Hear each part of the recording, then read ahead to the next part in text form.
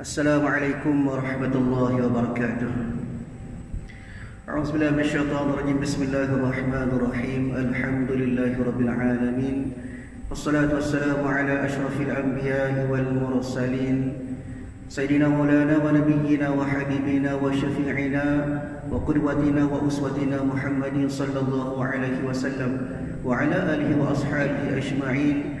اللهم فقهنا في الدين وافتح علينا فتوح العارفين واجعل أعمالنا خالصة لوجهك الكريم يا أرحم الراحمين. اللهم افتح علينا حكمتك وانشر علينا من خزائن رحمتك يا أرحم الراحمين.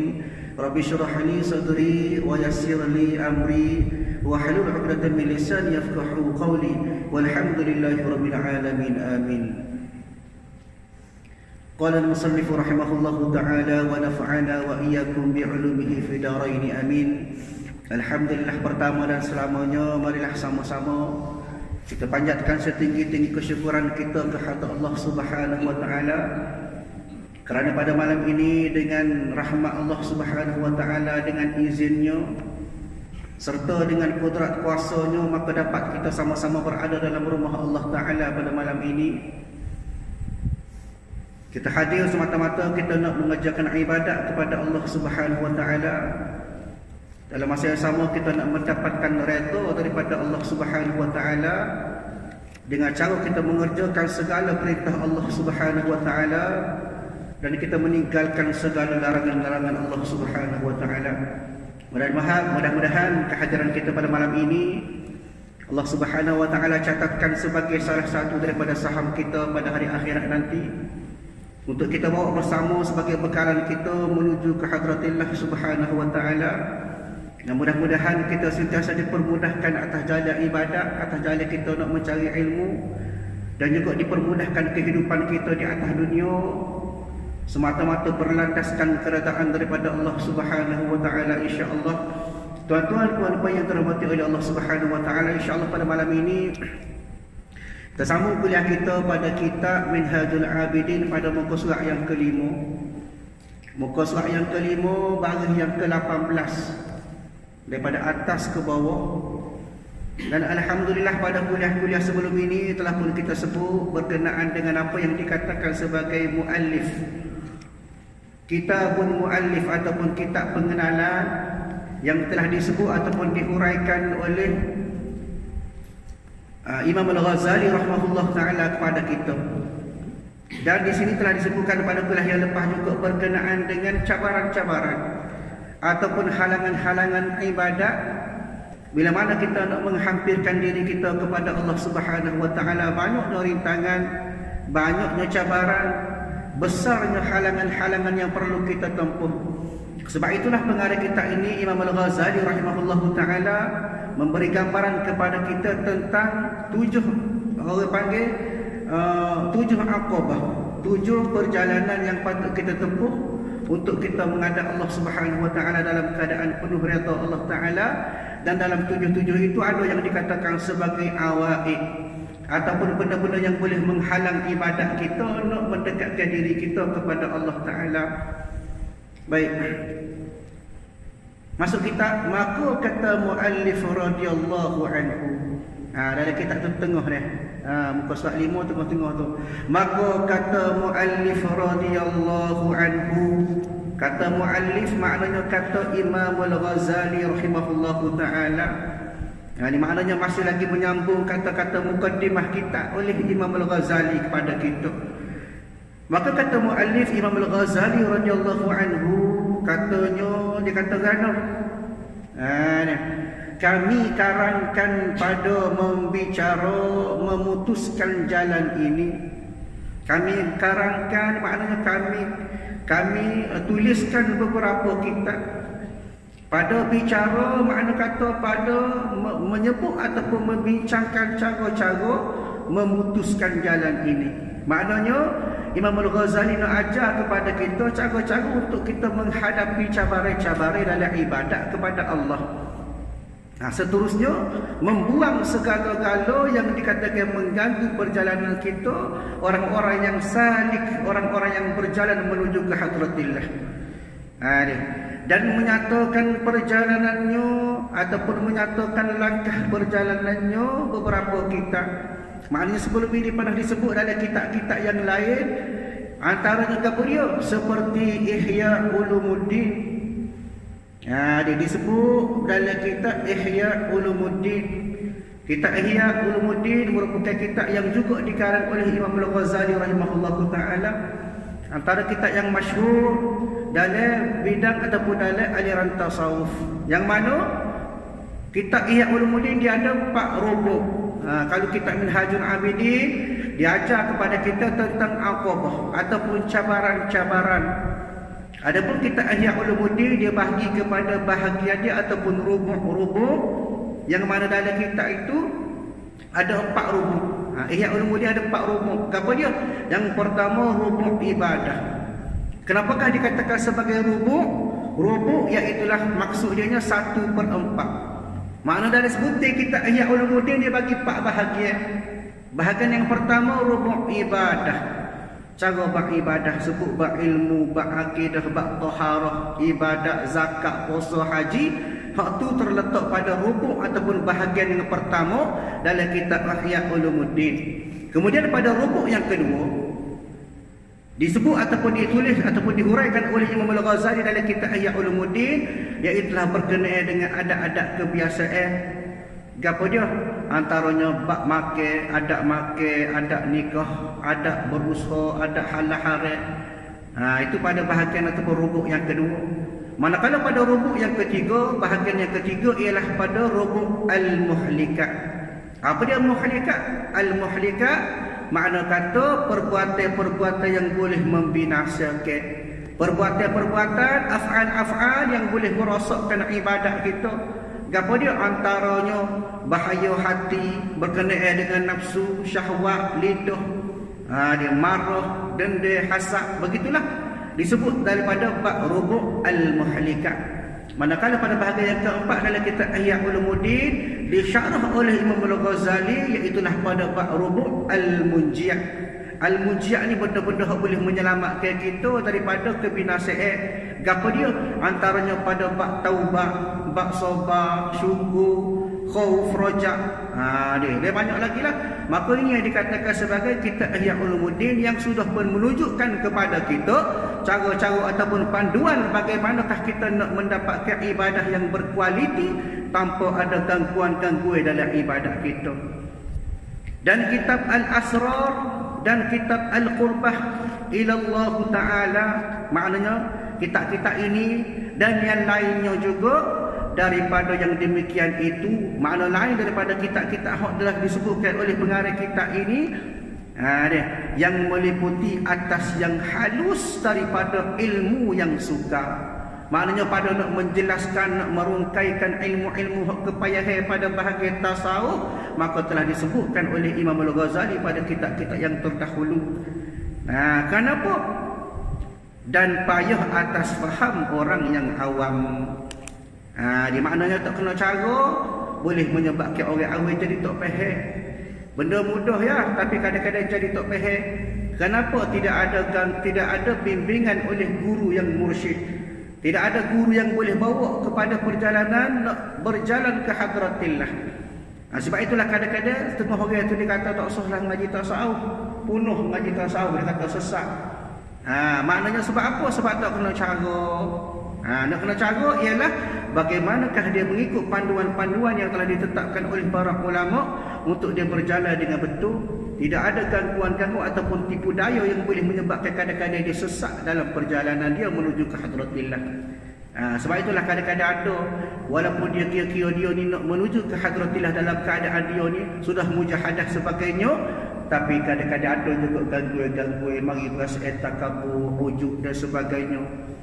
Ni maknanya semua itu perlu kita faham dengan bantuan ulama, antaranya Imam Al-Ghazali rahimahullahu taala. Dia maka dicedera mereka itu padanya. Maknanya kadang-kadang boleh tercedera. Apa maksud tercedera? Kadang-kadang jadi punah. Lagi maksud pemahaman yang berbeza. Dia hak faham lain, hak buat lain. Maknanya yang dikatakan sebagai benda-benda yang boleh menyebabkan rosak ataupun cedera pada ibadat mereka, pada perjalanan mereka nak menuju ke hadratillah. Dan masuklah mereka itu, maknanya jadilah mereka itu pada barang yang tidak mengelokkan dia daripadanya. Bila dah dalam keadaan dia tu tersesat, salah jalan, gelecok, maka dalam keadaan itu mari lalu berasal sangkaan-sangkaan yang jahat terhadap ilmu ataupun ibadat dia. Ini yang dikatakan sebagai sesak dalam ceruh. Dia sesak dalam ceruh. Kenapa? Kerana silap percaturan. Dia ngaji tak kena, dia ngaji tak betul-betul faham, ambil sekerak-sekerak. Maka inilah sebenarnya satu gangguan kepada orang-orang yang salik ataupun orang-orang yang berjalan nak mencari redha Allah Subhanahu wa taala. Bila lagu tu maknanya dia mari fikir bukan. Dia mari fikir macam-macam, kata hak ni salah, hak tu salah. Kenapa? Kerana tercedera pada perjalanan dia. Dia rusak perjalanan dia tadi nak menuju ke hadratillah. Maka apa perkataan yang terlebih fasih daripada kalam Tuhan Rabbul Alamin? Maknanya apa kalam yang fasih, apa perkataan yang lebih fasih, yang lebih benar daripada kalam Tuhan Rabbul Alamin? Makna di sini Imam Al-Ghazali nak menyatakan pendirian dia terhadap kebenaran Al-Quran. Dia maknanya teras utama, tunjang utama kita sebagai orang Islam iaitulah Al-Quran.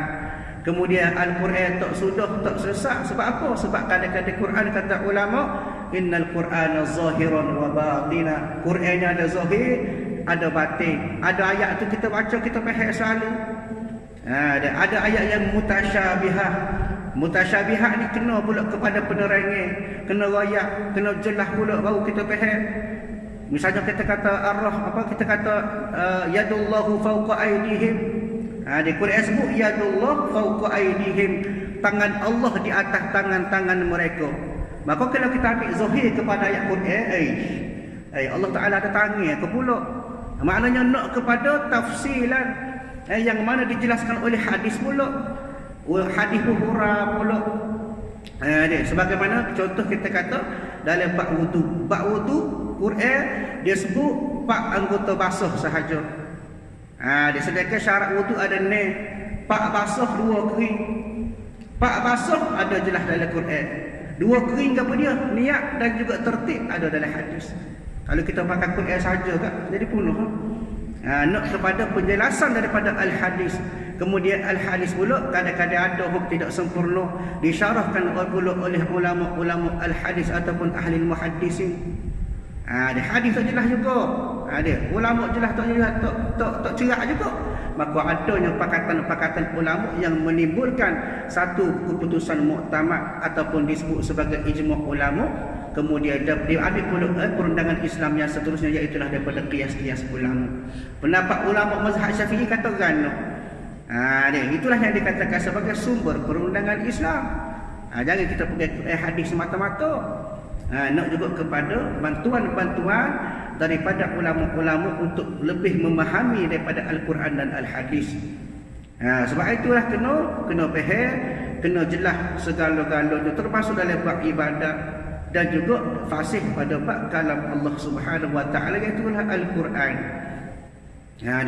Dan bahawasanya telah berkata mereka itu, berkata orang-orang yang sesat tadi, dia kata kerana kabaran cerita orang-orang yang dahulu-dahulu. Dia maknanya dia kata bahawasanya orang-orang jahil tadi sebut bahawasanya apa yang berlaku itu hanyalah kabaran semata-mata, tidak diambil ibrah ataupun pengajaran daripada Al-Quran, Al-Hadis, ijma' dan qiyas ulama. Sebab itu ngaji dia rata, jangan kita pukul atas so.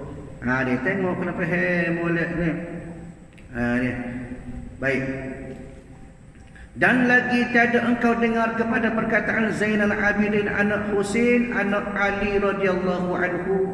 Hak ni pengarang kitab Imam Al-Ghazali dia bawa pula kata-kata daripada Zainal Abidin anak kepada Husain anak Ali radhiyallahu anhu.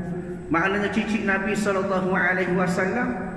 Dia katakan inni la aktum min ilmi jawahirah kay la yara al-haqqa dhu jahlin fayaftatina ya rabbu jawharin ilmin law abuhu bih.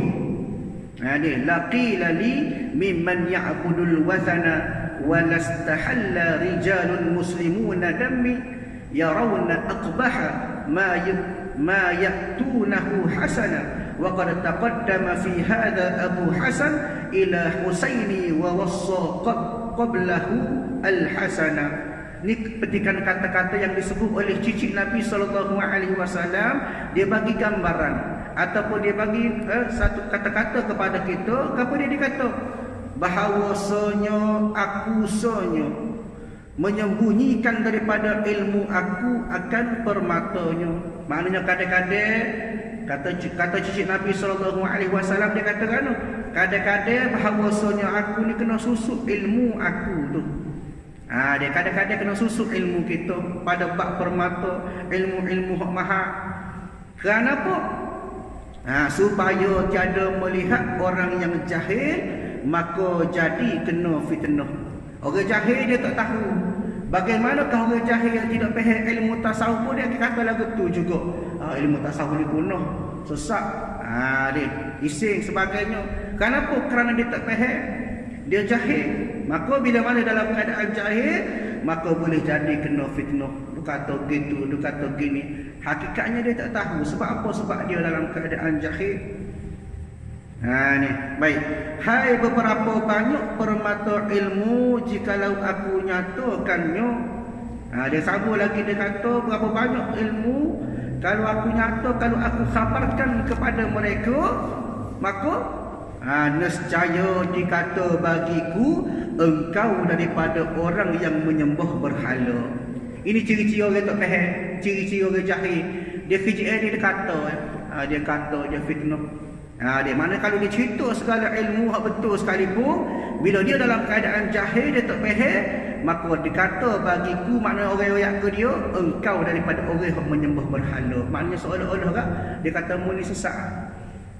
Kenapa? Kerana hakikatnya dia tidak berada dalam keadaan ilmu ataupun dalam keadaan jahil dia tu tiun.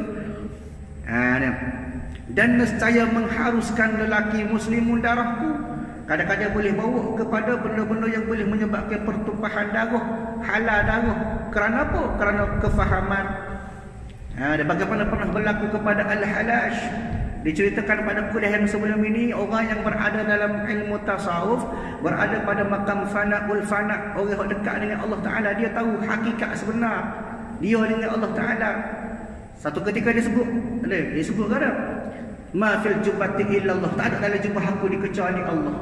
Dia berasa dia taqarrub dengan Allah Ta'ala, dia hampir dengan Allah Ta'ala, hingga dia kata setiap masa dia berada bersama Allah, yang dekat dia dengan Allah Ta'ala. Kenapa? Kerana dia dalam keadaan arif billah, orang yang betul-betul kenal dengan Allah, seolah-olah dia ni bersama Allah.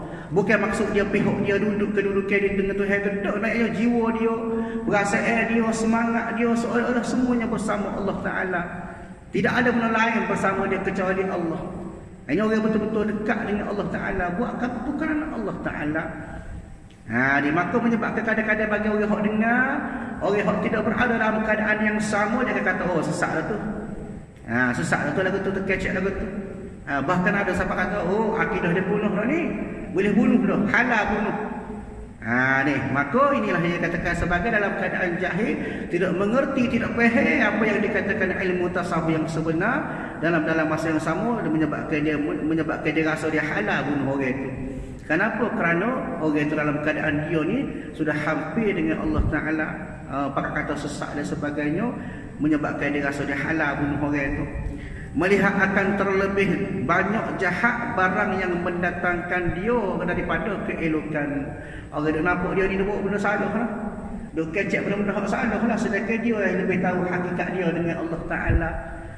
Sebab itu kita kadang-kadang jangan pandai orang, jangan tengok orang dengan keadaan luaran sahaja. Nilai orang dalam keadaan luaran sahaja tak boleh. Sesungguhnya Allah Ta'ala lebih tahu apa yang ada dalam hati dia tu. Kadang-kadang tengok lagu tu biasa je, rupanya wali Allah Ta'ala.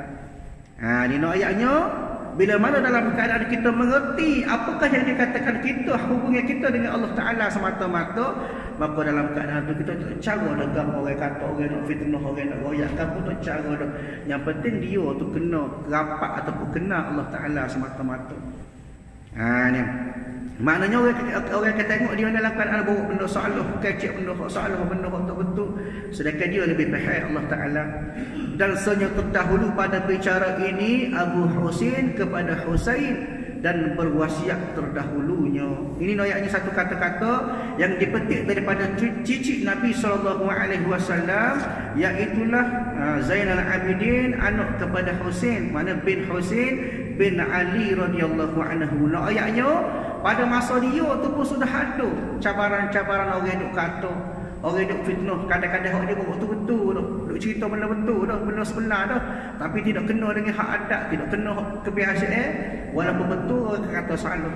Inilah sebenarnya cabaran bagi orang-orang yang membawa agama dan cabaran bagi orang-orang yang nak mengerjakan ibadat kepada Allah Taala atas jalan yang betul. Ni.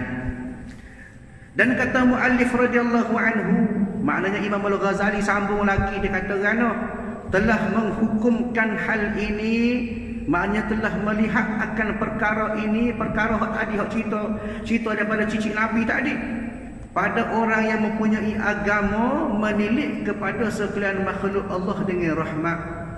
Maknanya tengok orang jangan hanya melihat ke sekadar luar, dia pilih-pilih orang, jangan tengok dengan pandangan rahmat. Sebagaimana Allah Ta'ala tengok kita seorang makhluk sebagai manusia dengan pandangan rahmat. Bagaimana juga disebut banyak dalil-dalil yang menyatakan kepada kita tentang rahmat Allah Ta'ala. Kuliah yang sebelum ini pun kita dah sebut bagaimana Allah Ta'ala buat 100 rahmat, dibahagikan 91 rahmat kepada sekalian makhluk, untuk adanya kasih sayang antara makhluk, sifat kasih mengasihi, sayang menyayangi binatang, manusia semua tu ada kasih sayang kerana satu daripada rahmat Allah. Sedangkan 99 rahmat Allah Ta'ala juga Allah Ta'ala akan bagi pada hari akhirat nanti. Ayatnya mahanya rahmat Allah Ta'ala. Maka pada kita pun sebagai makhluk, sama-sama makhluk pun kena ada pandangan kita, pandangan kasih sayang, pandangan belah kasih sesama hamba, sesama makhluk.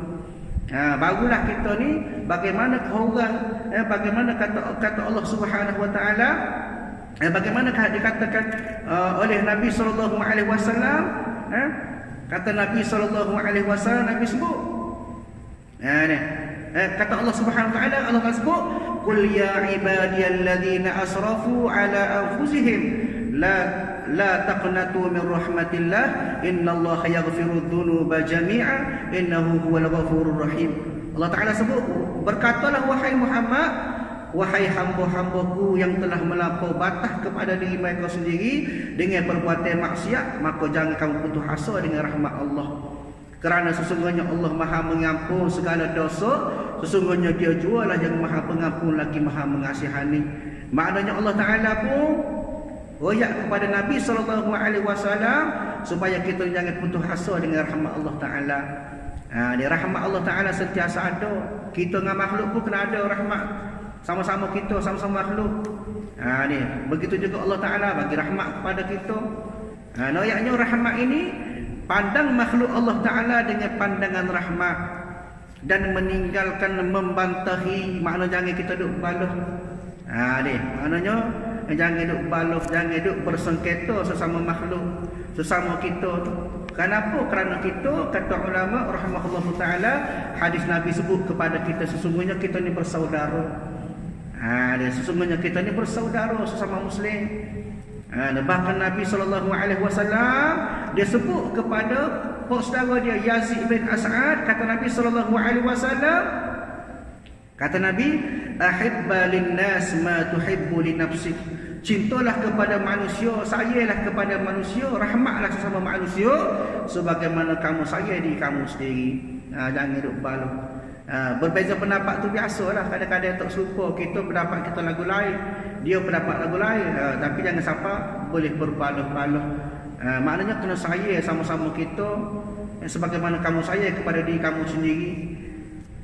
Bagaimana pula Allah Ta'ala, Nabi juga sebut pada hadis daripada Abu Daud rahimahullahu Ta'ala. Abu Daud katakan, qala Rasulullah sallallahu alaihi wasallam, ma min muslimaini yaltaqiyani fayatasafahani illa ghufira lahumā qabla an yaftariqā. Nabi sebut, tidaklah dua orang muslim bila jumpa maka dia bersalam, kecuali Allah Ta'ala akan memberi ampunan kepada keduanya sebelum mereka berpisah. Di maknanya kena sambung silaturahim. Kadang-kadang kita ni baluh lama-lama deh. Ni baluh lama-lama jangan tak kecek. Sebelum rumah pun baluh. Kapur lain lah, kapur ni bagus belakang, baik belakang ngaji deh. Noyaknya kadang-kadang kita baluh satu masa, tempoh masa yang lama. Sedangkan Nabi sebut juga kepada kita, anna Rasulullah sallallahu alaihi wasallam qala la tabaghadu wa la tahasadu wa la tadabaru wa kunu ibadallahi ikhwana wa la yahillu li muslimin ay yahjura akhahu fawqa thalathati ayyam. Kata Nabi bahawasanya Rasulullah sallallahu alaihi wasallam pernah bersabda, Nabi kata, janganlah kamu saling membenci, janganlah saling mendengki, saling membelakangi, dan jadilah kalian hamba Allah Ta'ala yang bersaudara, dan tidak halal seorang Muslim mendiamkan saudaranya melebihi 3 hari. Ini hadis Nabi ni. Maknanya jangan baluh lebih pada 3 hari. Bukan suruh baluh dah, tak apa baluh 2 hari. Maka kita baik tak boleh. Maknanya satu galakan ataupun satu orang kata nasihat daripada Nabi kepada kita supaya kita tidak baluh, tidak mendiam, maknanya tidak bertegur sapa melebihi 3 hari. Ayatnya kita ni sesama Muslim jangan ada sifat kita berbaluh-baluh. Maknanya kita kena meninggalkan sifat membantah, badi kelahking, tak silaka tu. Maknanya pakat-pakat baik belaka. Maka aku ibtihal, kata pengarang Imam Al-Ghazali sebut, maka aku ibtihal. Apa maksudnya ibtihal? Maknanya merendahkan diri kepada Allah Ta'ala. Ini setahu Imam Al-Ghazali pun dia ada sifat merendahkan diri dia kepada Allah Ta'ala. Allah hebat. Kita ni nak agah lagi dengan Allah Ta'ala, nak angkuh lagi dengan Allah Ta'ala. Dia maknanya biar ada sifat tawaduk kita dengan Allah Ta'ala.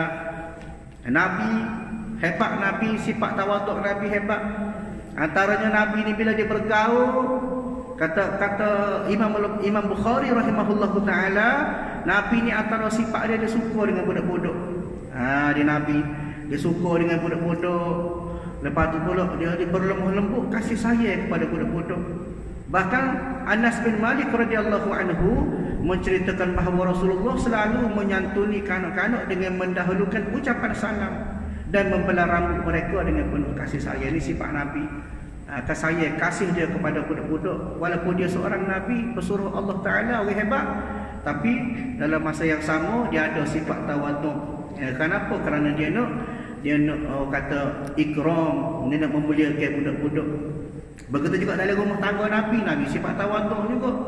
Lagu manakah dicerita kepada kita oleh Urwah bin Zubair, satu ketika orang tanya kepada Sayyidatina Aisyah radhiyallahu anhu, adakah Rasulullah sallallahu alaihi wasallam bekerja dalam rumah? Orang tanya Sayyidatina Aisyah, maka Sayyidatina Aisyah katakan, maka sesungguhnya Rasulullah dia menampal selipar dia jahit baju dia, melaksanakan tanggungjawab dalam rumah tangga seperti mana orang lain juga. Ini Nabi. Di setahun Nabi rajin. Kita duduk bangun pagi, tanya ada makan ni ke? Tak ada, lepas puyuh. Lepas puyuh, lepas kuali, baluh. Ini kapur lain lah, kapur ni bagus berapa, baik berapa. Ayatnya sifat tawaduk Nabi yang patut kita contoh ialah bagaimanakah Nabi merendahkan ego dia, membantu isteri dia. Itu sifat tawaduk Nabi. Manakala kalau ketika Nabi makan, digambarkan oleh ulama bahawasanya Nabi tak petik apa dia orang mari ke dia. Makannya dia sedap ke, tak sedap ke, manis ke, tawar ke, masin yang lebih gagal ke, Nabi tak kata ke apa. Dia sedangkan Nabi, walaupun Nabi tak suka, Nabi tak oyak, Nabi duduk dia. Pada itu pun Nabi jamuk sikit. Tidak kan Nabi tak makan. Tapi oyaknya Nabi tidak kata, tidak kecek. Benda-benda itu semua sebagai satu gambaran kepada kita sifat tawaduk Nabi, sebagai satu contoh kepada kita. Dia mudah-mudahan kita boleh tiru Nabi sallallahu alaihi wasallam pada bab tawaduk. Tak boleh tiru belaka, tiru sikit-sikit tak apa dah. Biar boleh ikut Nabi sebagai qudwah kita. Baik. Yang dengan tangannya, maknanya dengan kuasa Allah Ta'ala, dengan kudrat Allah Ta'ala, kejadian dan pekerjaan, maknanya segala kerja buat kita kembali kepada Allah Ta'ala, atas izin Allah Ta'ala berlaku. Allah Ta'ala izin, kun fayakun, maka jadilah benda tu. Dan pekerjaan bahawa memberi taufik akan daku. Pengarang kitab ini Imam Al-Ghazali pun minta supaya Allah Ta'ala beri taufik kepadanya. Taufik kepada taufik. Bukan taufik nama orang ni. Taufik bagaimanakah yang dikatakan sebagai kekuatan kita nak buat baik. Itu taufik. Adapun hidayah ialah bagaimanakah perasaan kita nak buat kebajikan tersebut. Kadang-kadang hidayah tu ada. Perasaan ada nak buat amal. Perasaan ada nak semaya berjamaah. Perasaan ada nak puasa sunat. Tapi tidak ada taufik, tidak ada kekuatan. Sama ada daripada diri sendiri ataupun dalam keadaan kita. Contoh kata kita nak mari semaya, kita niat dah nak mari semaya, maka sudah ada hidayah. Tapi tiba-tiba mutul kita bocor, maka tidak ada taufik di situ. Sebab itulah nak kepada kedua-duanya, minta supaya ada taufik dan ada hidayah, barulah jadi segala amal ibadat kita. Nak supaya kita ni minta juga dengan Allah Ta'ala, biar diberi taufik sebagaimana Imam Al-Ghazali minta kepada Allah Ta'ala supaya diberi taufik kepadanya. Untuk apa? Bagi mengarang satu kitab. Maknanya kitab inilah kitab Minhajul Abidin ini, yang jatuh atasnya ijma' ulama, maknanya yang ada padanya muafakat atas ijma' ulama. Dan hasil orang yang membaca, maknanya memberi manfaat akan orang yang membaca, akan dia memberi manfaat. Boleh betul. Dia.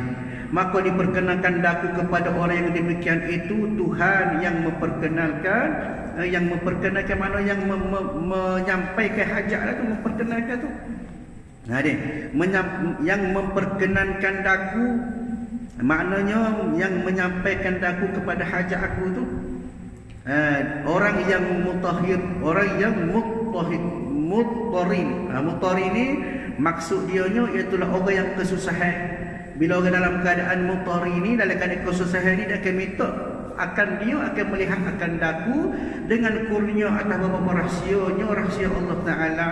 Maknanya minta daripada Allah Ta'ala supaya diizinkan untuk faham daripada ilmu dalam kitab tu. Itu maksudnya. Yang demikian itu makna atas isi kitab inilah supaya memberi faham, memberi manfaat kepada kita. Baik. Dan telah memberi ilham akan daku, maknanya ilham oleh Allah Ta'ala akan daku, akan pengarang kitab inilah. Imam Al-Ghazali rahimahullah Ta'ala pada mengarang kitab akan aturan yang indah-indah. Makna supaya orang faham ngaji ni dia boleh faham. Bila faham maka dikatakan sebagai indah-indah, kesempurnaan yang tiada aku sebut akan dia di dalam karanganku yang dahulu sebut dalam kitab Asrar Mu'amalatuddin. Dia maknanya dalam bab 7 roboh 7 akobroh yang disebut dalam kitab Minhajul Abidin ini tidak sebut dalam kitab-kitab lain-lain, termasuk kitab Asrar Mu'amalatuddin pun tak ada sebut. Dan iaitulah jalan-jalan yang aku tulis kepada dia. Aku sifat baginya, makna aku tulis dalam kitab ini. Maka aku berkata, kata Imam Al-Ghazali, dan dengan Allah Ta'ala memberi taufik kepadaku. Maknanya minta satu doa daripada Imam Al-Ghazali, daripada Allah Ta'ala, supaya diberi taufik untuk dia buat satu kitab yang dinamakan sebagai Minhajul Abidin. Jadi maknanya sekarang ini kita masih lagi berada dalam kata-kata alu-aluan lagi ni, termasuk dari isi kitab lagi. Dia sebut apakah yang dikatakan sebagai doa-doa permintaan daripada pengarang kitab ini. Imam Al-Ghazali rahimahullah Ta'ala kepada kita dan kepada Allah Ta'ala supaya diberi manfaat atas kitab. Kita ngaji dia faham, mana kita ngaji mudah boleh ilmu. Itu doa daripada Imam Al-Ghazali kepada kita. Yang penting juga diminta supaya Allah Ta'ala memberi taufik, memberi kekuatan untuk Imam Al-Ghazali rahimahullah Ta'ala menyiapkan kitab Minhajul Abidin ini sebagai satu kemudahan kepada kita bagi memandu ataupun membantu kita berjalan menuju ke hadratillah dalam keadaan yang betul, yang tepat, kehendak berbetulan dengan syarat dan supaya tidak sesat di sepanjang jalan kita. Maknanya ibarat katanya Imam Al-Ghazali merupakan salah seorang yang dikatakan sebagai pembimbing kita untuk kita berjalan dalam bahagian tasawuf. Dan mudah-mudahan kita semua dapat faham daripada isi kitab yang dikarang oleh Syekhul Islam Al-Imam Al-Ghazali rahimahullah Ta'ala. Dan kemudian insya-Allah pada kuliah akan datang kita akan sebut berkenaan dengan isi kitab. Lepas ni baru akan masuk isi kitab lah. Kemudian kata radhiyallahu anhu bahawasanya pertama-tama barang yang jaga dengan dia hamba Allah bagi mengerjakan ibadat dan bergerak hati bagi berjalan ke jalannya adalah dengan khatir yang samawiyah daripada Allah Azza wa Jalla dan taufik yang tertentu bagi ilahi. Di maknanya insya-Allah kuliah akan datang dia akan sebut pula apakah yang dikatakan sebagai benda yang penting yang akan jaga kita dalam kita buat amal ibadat kepada Allah Subhanahu wa taala insya-Allah. Jadi kita sambung kuliah kita pada masa akan datang insya-Allah. Auzubillahi minasyaitonir rajim. Bismillahirrahmanirrahim. Alhamdulillahirabbil alamin. Wassalatu wassalamu ala asyrafil anbiya wal mursalin wa ala alihi wa ashabihi ajma'in. Allahumma inna nas'aluka ridhaka wal jannata wa na'udzubika min sakhatika wan nar. Allahumma innaka 'afuwun karimun tuhibbul 'afwa fa'fu 'anna wa 'an walidina wa 'an jami'il muslimina wal muslimati wal mu'minina wal برحمتك يا أرحم الراحمين. اللهم ربنا آتنا في الدنيا حسنة وفي الآخرة حسنة وقنا عذاب النار. وصلى الله على سيدنا محمد وعلى آله وصحبه أجمعين والحمد لله رب العالمين. السلام عليكم ورحمة الله وبركاته.